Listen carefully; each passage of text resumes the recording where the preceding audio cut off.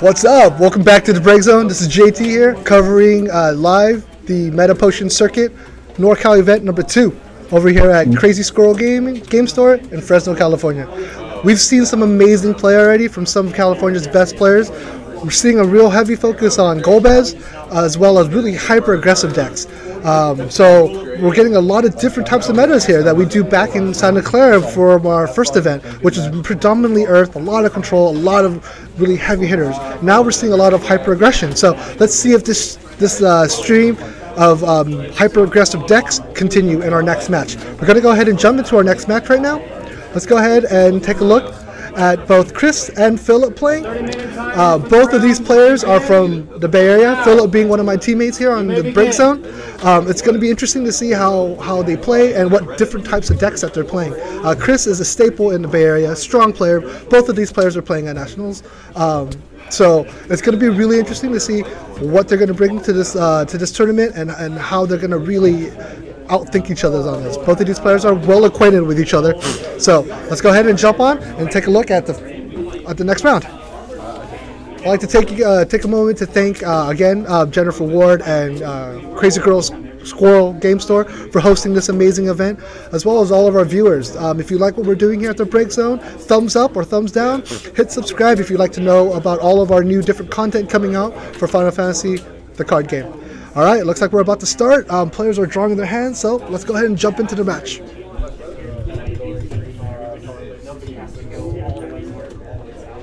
It looks like Philip's first to act. He's going to go ahead and pitch a Rigdia for a black mage that has no value right now because there are no 4s available. He goes and passes his turn and gives it to Chris. Looks like Philip's playing Lightning. Chris plays, and looks like he's pitching an Alcid for a red mage, also playing Lightning.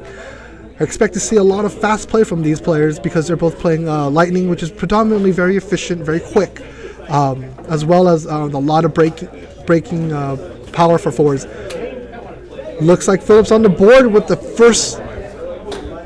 Cane that has a haste. Oh, he's gonna flip over an Odin on the EX burst. Wow. That's brutal.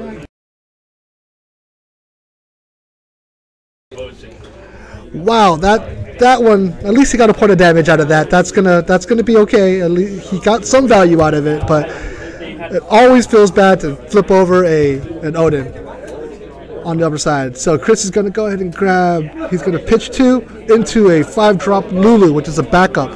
Looks like Chris is going to be playing a lot of direct damage. Just go ahead and take a look at that Lulu and see what. Philip drops Sildra to play a Yuna. I'll bring up that Lulu for everyone to take a look at. It is a really strong card. If you can get it out early, you can actually start to do a lot of work with that Lulu.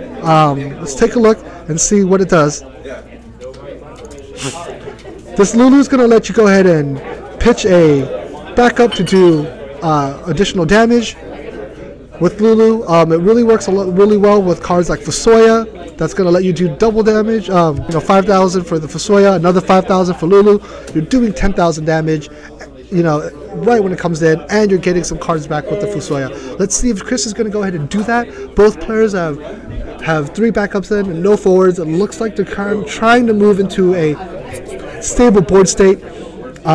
Both of them played black mages for no value, and they both have red mages out on the full field.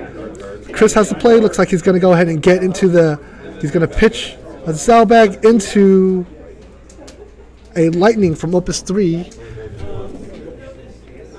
and passes the turn over to Philip.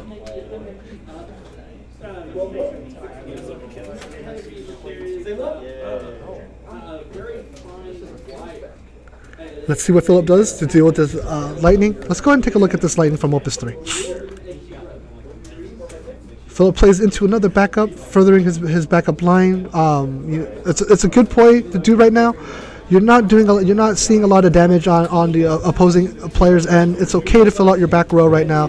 It's a pragmatic move. You definitely want to keep that going, so that you can start to play much more efficiently in later on. Let's take a look at that Lightning. When it comes in, you get to go ahead and choose a Odin from the Break Zone, and you can put it on top of your deck. either letting you draw it or baiting into, perhaps if you have a 7-drop Odin, into an EX burst. Chris draws. He has a handful of cards. Let's see what he's gonna do in this position.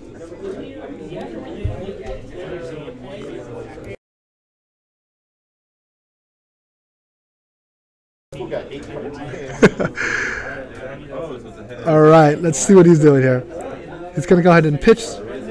Looks like he's got to play. Depends on what he wants to do here. He has to play something. He has more than 5 cards. He's going to play another lightning. Does he get any value out of it? I don't think there's a Odin in his break zone. Looks like he's going to have to pitch some cards to play that, and he's going to play the Gilgamesh.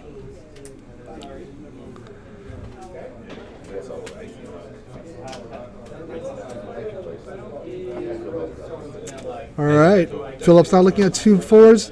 See what he's going to do. He's going to play the Emperor, stopping all special abilities from being played by all characters, including Lulu. He's going to bring the Amon out. He's going to duel the Lightning and pass his turn.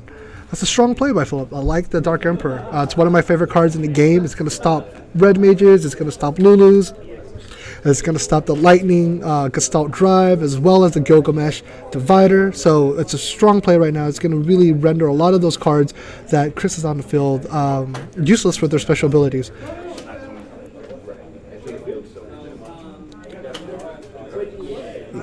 I wouldn't be sweating too much if I was Chris. There's not a lot of damage on the board right now.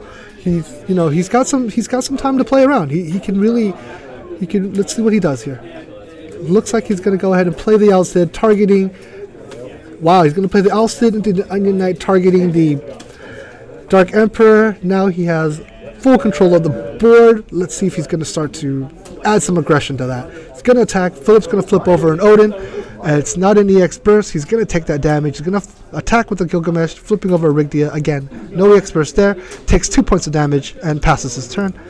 That is a really good play on Chris's end. He's gotten full control of the board right now with forwards. He's got the Alcid into the Onion Knight. Again, another strong combo from Lightning.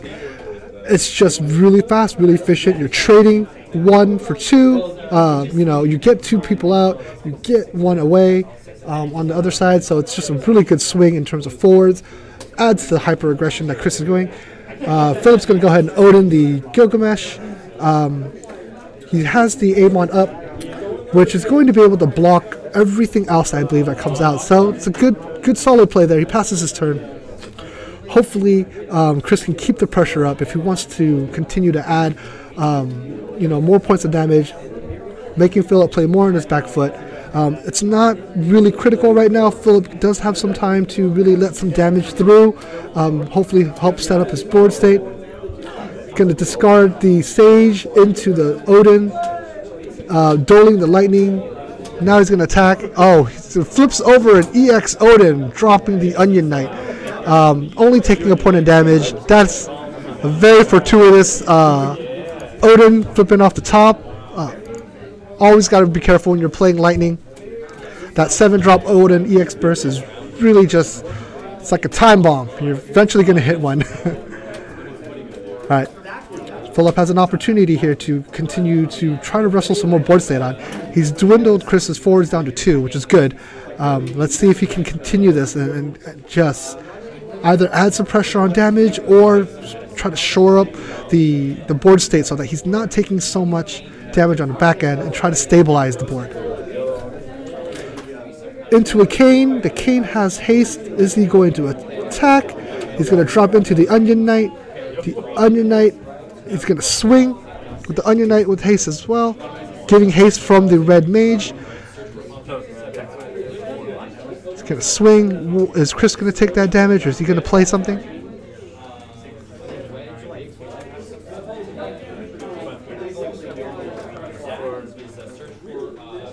Is Chris going to react? He's going to go ahead and use the Lulu and blasting the Cane. He takes a point of damage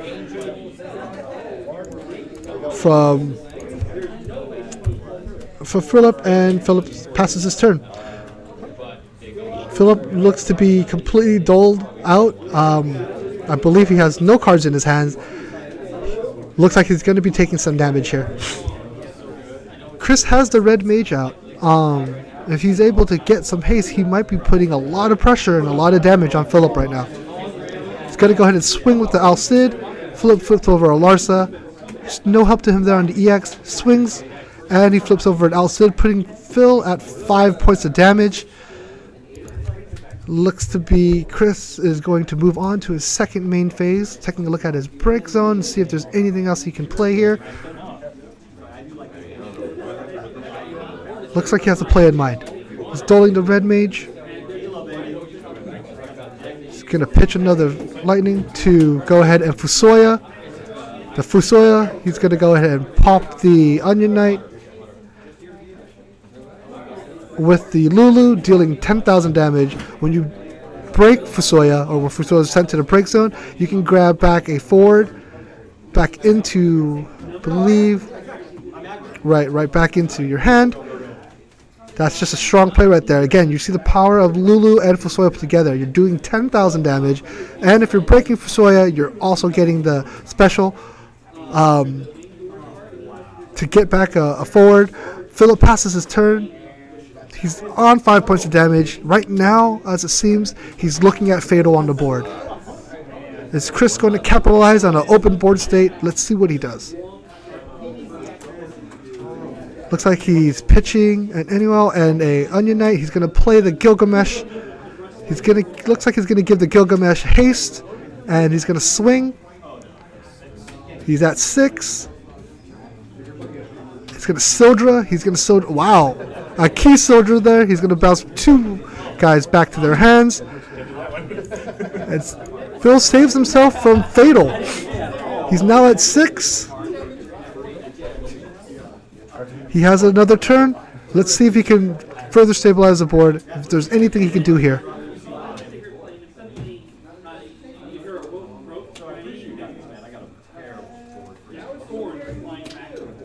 He's going to bring in the Waka.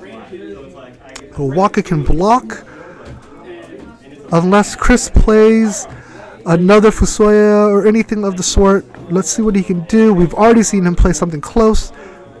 Lightning has a lot of access to break cards, so if Chris can deal with this Waka, he might be able to swing in for Fatal if Philip doesn't have any reactions to it. Let's see what he does here. Chris searches through his break zone again. Let's see if he have any options there. Looks like he's going to duel those 2 backups he has. He's going to pitch an Adia and an Al Cid. He's going to play the Lightning. He's going to go ahead and grab a 4-cost Odin, because Lightning lets you search for an Odin when it comes in. He got that Odin out.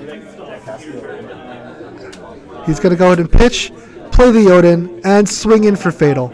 At this point, that's game. Wow, we see Chris playing Mono Lightning here. A lot of really cool interactions between the two. It's really great to see another type of mono deck come in. Like we've seen with Mono Lightning before, the Al Cid into the Onion Knight is a very strong play. It's really always going to trade. You're always going to end up getting rid of something and then putting 2 forwards on the field on your own. That's always a good strong play. Again, you're going to notice the whole Lulu and Fusoya combo. We're able to see Chris pilot the Lightning deck to its fullest capabilities. We saw the Lulu, we saw the Fusoyas, we saw the Al Cids into the Onion Knights. We saw the use of Odins with the Lightnings. So Chris is really firing on all cylinders here, piloting that Lightning deck. On Philip's end, he played a strong game. He had a lot of early aggression. He was able to get a couple points on, but Chris was able to just continually put the pressure on. A lot of those breaks, a lot of that damage. He was able to control the board. He was able to take a look and make targeted removals that really helped him push through for more damage. It's hard for any deck to deal with that type of pressure, especially on the damage end. Well played by Chris, well played by both. both players. So that's it for Swiss round 3. Stay tuned for round 4, and after round 4 we're going to cut into the top 4s and then grand finals. Thank you for joining us here at the Break Zone. I'm JT. If you guys like what we're doing, give us a thumbs up. If you don't, thumbs down. Always hit subscribe if you like what we're doing and want to see more content from us. And thank you for joining our stream. We'll be back. Please stay tuned for round 4. It's coming up, Swiss round 4, and then after that we're going to get a top 4 and grand finals. Thanks for sticking around. We'll catch you guys in round 4.